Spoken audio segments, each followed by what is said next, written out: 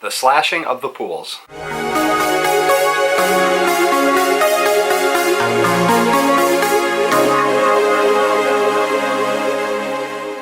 Happy Saturday, everyone, and welcome to Story Saturday. For today's episode, I thought I would share a story with you guys about the time that our pool, along with every pool in the neighborhood behind us and next to ours, got slashed. Getting this story started, I want to say that I was about 7 years old, and this took place around the time of the 4th of July. All I remember was we were going through a heat wave at the time, and we would leave the air conditioners on at night with the windows closed. The only exception to this was the bathroom, where we would close the door and leave the window open. Sometime around 1 in the morning, my mom went to the bathroom and could hear water running outside. Her first thought was maybe she had left the hose running outside, so she went outside to check, but there was no water coming out of the hose. She quickly turned around to realize that the pool was the thing that was leaking. She headed inside the house to get me. We grabbed a couple of flashlights, went outside to discover that the pool had not simply sprung a leak, it had been stabbed multiple times on the bottom of the wall. I ran inside to grab some duct tape in an attempt to patch the wall up before all the water leaked out. Now, once I got the tape on the pool, it didn't stop the leak, but it slowed the water coming down, and we could still hear that there was water rushing out from somewhere. After walking all the way around the pool to discover that that was the only spot that had been damaged, I looked over into the neighbor's yard to see that their pool had been slashed and was leaking as well. Right around the time that I was walking over to the fence to look at the neighbor's pool, I could hear a loud bang from the house behind us, which is where my friend Megan lived at the time, and we ran over to the fence to see what that was. At that point in time, Megan's father was outside with the flashlight aiming it down at an air conditioner that somebody had ripped out of Megan's window, and it was laying on the ground. At this point, realizing that the people were still nearby that had done the vandalism, we ran out to go grab my mother's car, and we started backing down the driveway when we discovered that 2 of the tires on her car had been slashed. Not having another vehicle at the time, we ended up walking around the neighborhood with a couple of the other neighbors after the cops had been called and they were on their way. Another neighbor actually hopped in their car with a couple flashlights and drove around the neighborhood trying to spot the individuals in the backyard. Now, we spent a good 2 hours walking around the neighborhood with the cop and the other neighbors, and we would keep seeing somebody running in between the houses and through the backyards, but we couldn't seem to catch up to them. Sometime around 4 a.m., they decided to call the search off, and the cop was sitting in our driveway filling out the incident report when I happened to notice that one of the motion sensor lights that was a few houses down from us had gone off, and there was a person running between the houses going across the road. Now, at this point, the cop ended up rushing down the street to where we saw the person, and when he came back, he described it as this, as the person was actually standing there with their arms like this amongst a bunch of small pine trees trying to blend in and hide himself from being discovered. Now, about 5 minutes after this had happened, another cop had radioed in saying that they had discovered somebody else who was laying in the woods on the ground, and he had a bunch of pine needles on top of him trying to hide himself as well. Now, this spree of pool vandalism ended up making the paper. I believe in total there was something like 20, 25, or 30 different pools that were damaged. So if you just throw a rough estimate out there, say each pool at the bare minimum cost $1,500, $1,500 times 25 or 30, however many pools in total that they slashed, that was an awful lot of money. In addition to all the different pools being slashed, there were a bunch of cars that had their tires slashed. My friend had her air conditioner knocked out of her window. There were a couple other air conditioners that were damaged and a couple of decks and things like that. These people just really went around and just tried to cause as much destruction as they could. Now, after this had happened, I remember going to the courthouse with my mom along with all the other victims who had had their property vandalized, and there was actually no room to sit in the courtroom. I just remember standing up in the back, and there was also people standing in the hallway. Now, like I was saying, I have no idea what the actual total of everything that was vandalized was put together, but I can only imagine it was somewhere around $30,000. Now, in the weeks that followed, many of the pools that were vandalized ended up being taken down. Some of them were replaced with insurance money, and other people just left their pool there sitting with the walls folded and all dilapidated. Now, we ended up replacing that pool out of pocket before the insurance actually kicked in and paid for it, and we had to get 4 new tires for the vehicle because it was an all-wheel drive vehicle, so you couldn't just simply get 2 tires. Now, we ended up having that pool for about a year or 2 before something else happened to it, which is a story that I'm going to share with you guys next week on Story Saturday. But as for today's story, that's going to do it. Let me know if you enjoyed the video by giving it a thumbs up, and comment down below in the comment section. Let me know if you have ever had a pool or a hot tub vandalized on your property. I'll see everybody on Tuesday for Gaming Tuesday season finale.